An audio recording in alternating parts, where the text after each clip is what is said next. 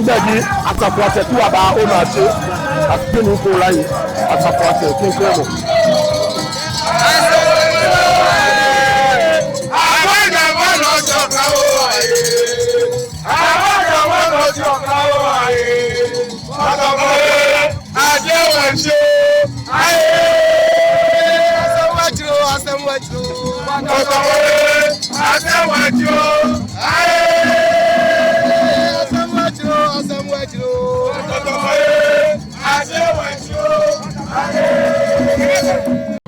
Asafombi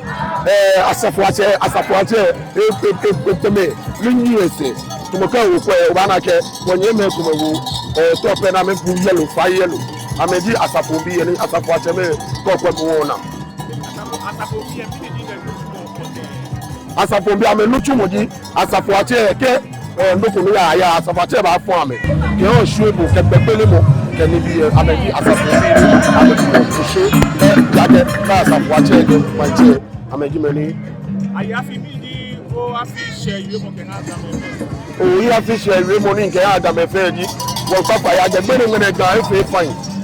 no mo ke bebe ni yo ke ni bi en ti fe sani wo kwa ni wo je mi ko ni dagbi ke wo ba yi afi ni wo yi afi ye to njole mi because ke bole cho kwa afi ne na yi o e mo wa de cherenche wo ke da afi ye wa fe ko me ke sumo ka lu kwale wo ke yi afi ye ke no wa na je be gan aba che wo gbe fe bi ni ato wo be wo nche shiraba ki takite ko chulu niji abi asuma gamanche e pomode wa aja ke bia ne e fe gan fe ekomi ni ka bole cho kwa asene manche niji ni ko lai amasi niji ete lewo na ke asene e fe ekomi ojogba ni ekeye afile